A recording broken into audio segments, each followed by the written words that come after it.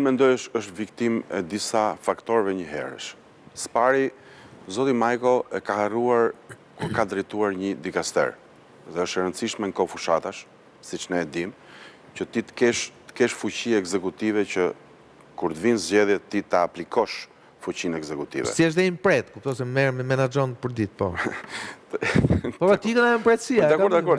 Unë fakt e kisha në pikpamje edhe të fuqisë politike, edhe të fuqisë politike që përkthehet edhe në vota direkte në territor, mos ta fshehim. Është avantazh nëse një antar qeverie, po themi, ose një zëvendës kryeministër, një kryeministër aq më shumë, futet dhe imponohet një territori, ndërkohë që një deputet i vjetër që nuk ka pasur fuqi.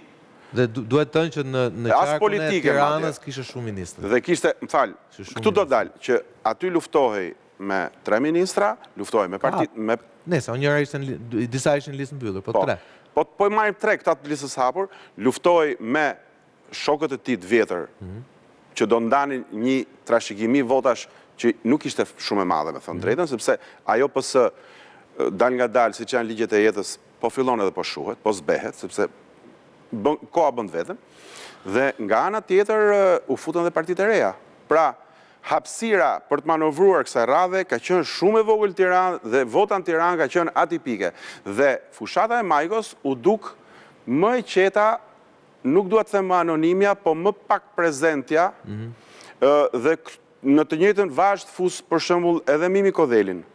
Ndërkohë që 2 zonjat që e luftuan deri në minutë fundit të mandatin, Xhaçka dhe Gjulamedi, ato ishin më aktive dhe dukeshin që ishin më aktive.